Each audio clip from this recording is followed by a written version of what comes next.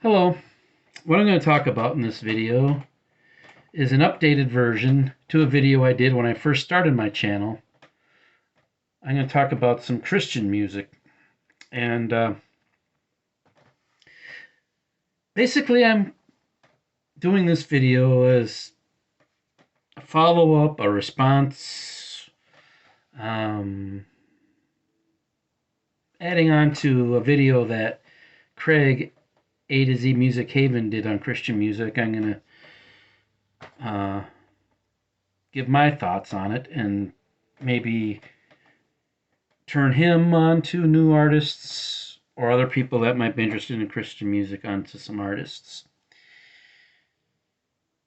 Some of these I've talked about before, some of these I haven't, but I pulled out a few things and decided to discuss them a little bit.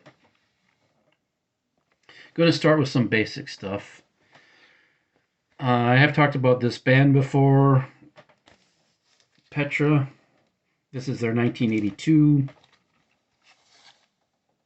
album, More Power to You. More Power to Ya. And this is not this. The cassette of this was like the second Petra release I bought. And after getting this album, it was like, yeah, I'm going to be a fan. And I ended up buying standout tracks on this one is my favorite song is Judas Kiss. There's a blues rock song on here called All Over Me. Basically early 80s rock music. Touch of 70s in there. There's a organ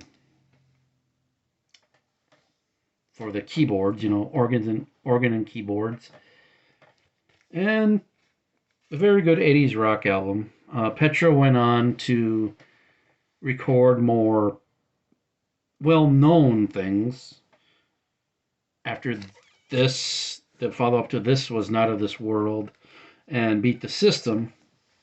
Then the singer on those albums, Greg X. Volz, left the band, and John Schlitt, formerly of the band Head East, manned the vocals and catapulted Petra to new and better things with a AOR arena rock sound, starting with 1986's, I believe, Back to the Street.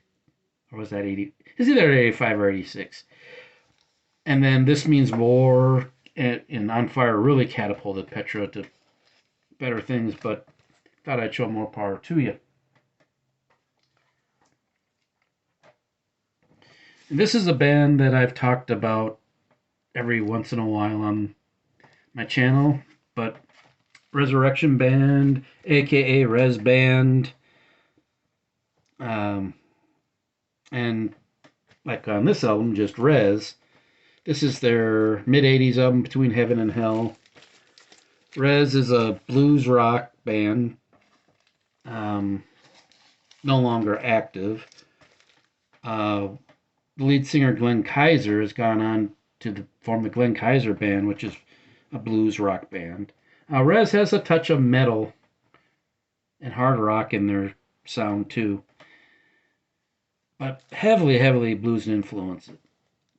My favorite song on this album, this came out in the mid-80s, is Shadows. That's my favorite Resurrection Band song, period. Love Comes Down, I Think You Know, all good rocking tracks. Check out albums like one before this called Hostage. They have a live album called Bootleg. DMZ, which I'm getting a reissue for in about a month or two. I ordered some reissues of Res vinyl that I'll showcase when I get it. But Res is another band that was highly played in my teen years. Then of course, there's Stryper. Soldiers Under Command, their 1985 full-length debut, and then they followed it up with To Hell with the Devil, which catapulted them. So I'm not going to go much into Stryper. I'll segue into something a little newer with speaking of Striper, and I've showed this in VCLT videos from, getting this from James Davies, but Waymaker, power metal band. And I don't know if Craig saw that video. I've talked about this CD before, but very, very good. A trio, two men and a woman, and they have a very good cover of Soldiers Under Command by Striper. So I don't know where you get your hands on this CD, but their address is internet address is thewaymakerband.com. Now going back in time a little bit to one of my favorite Christian bands, coming out of the same town that bought us, bands like Rush and Triumph, Toronto, Canada. And this is the Daniel Band, their album Run from the Darkness, and their follow-up Rise Up. Rise Up was the first Daniel Band album I got after hearing the title track on the radio. But there are some things in Daniel Band that make me think of Rush. They have some proggy sounding songs. They do anything from progressive metal to hard rock, heavy metal.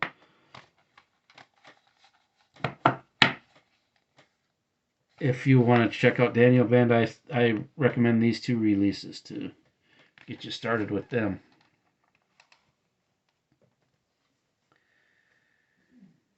Now, for us metalheads, comes a band that I went absolutely crazy for when I first heard them. And most Christian metal bands are compared to quote unquote non-Christian metal bands in some ways. Like another band I'm going to be discussing next has been labeled Christian metal's Iron Maiden. White Cross has been, which I don't have anything to show from them, has been labeled Christian metal's alternative to Rat, and on down the line. This particular band, because of the vocalists they had at the time, were called Christian metal's Judas Priest. And I've talked about Saint. This is their debut EP from '84 called Warriors of the Sun. Very raw sounding, but love it just the same. Their full-length debut, which people say is their best, is 1986, I believe, Time's End. And they followed that up with my personal favorite Saint release, Too Late for Living. Now I mentioned a band being compared to Christian metal's version of Iron Maiden, partly due to the similarities in vocals of the singer, who now goes, when they started, went by his given name Michael Lee, now goes by Michael Drive. He was part of Barren Cross. This is their second album, Atomic Arena, my favorite Barren Cross release.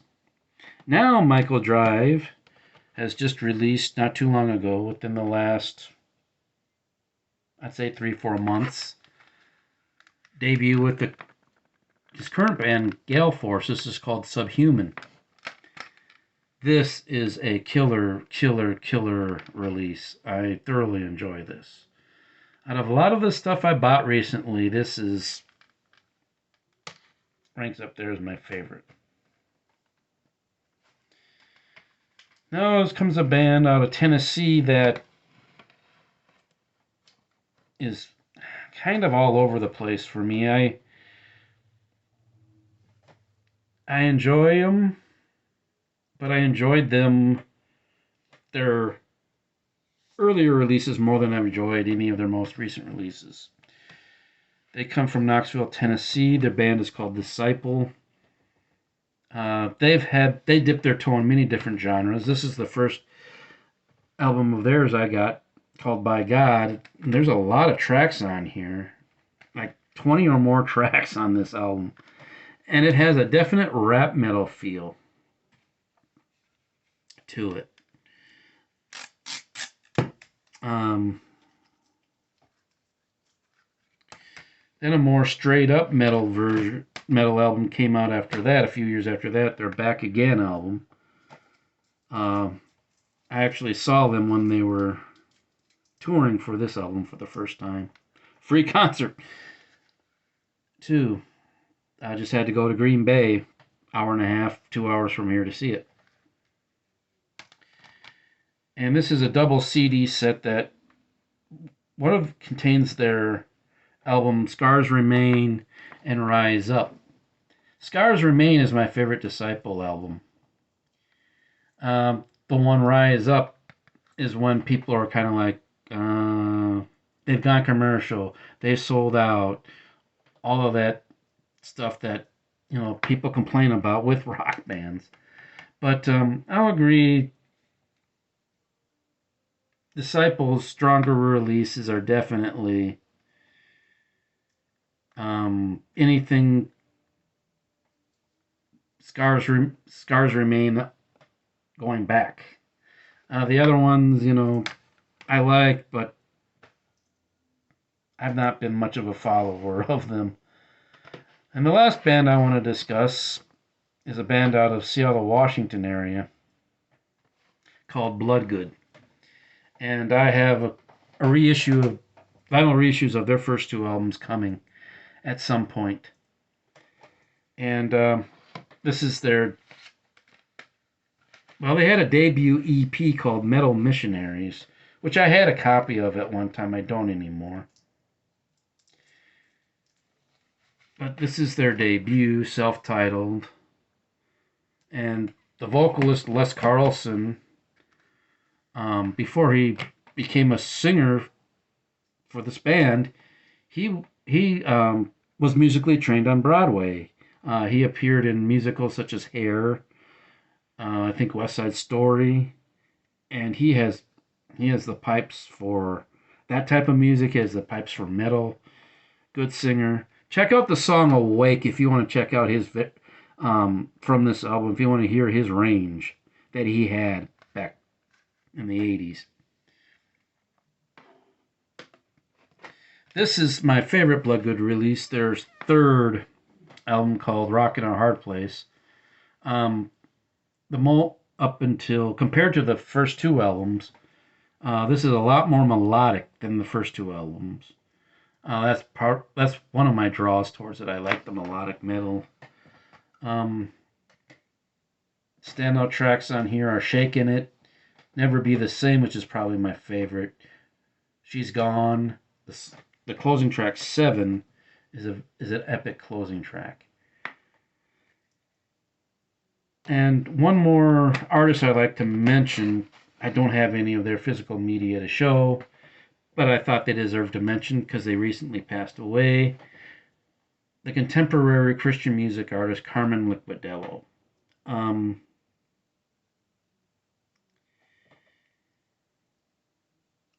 His music isn't something I listen to often because it's not really in my wheelhouse, so to speak.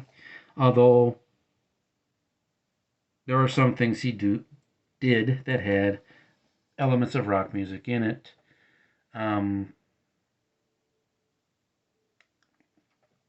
I even saw him perform couple times. I'm partial to his release in around 85, 86 time. His album called The Champion, that's the one I really liked the most. And if I bought something of his on CD or vinyl, that's what I would be Carmen the Champion. But he was very influential in the Christian contemporary scene, and he'll be missed. So rest in peace, Carmen. Um, Craig and anybody else who watches this, I hope you enjoyed it. Got some idea of bands to maybe check out. I don't know, but for what it's worth, thought I would kill 15 minutes or more of my time and make this video. I've been meaning to get around. I've been meaning to get to this last few days, but been procrastinating. But anyway, enjoy your weekend. Enjoy the music. God bless, and I will talk to you later.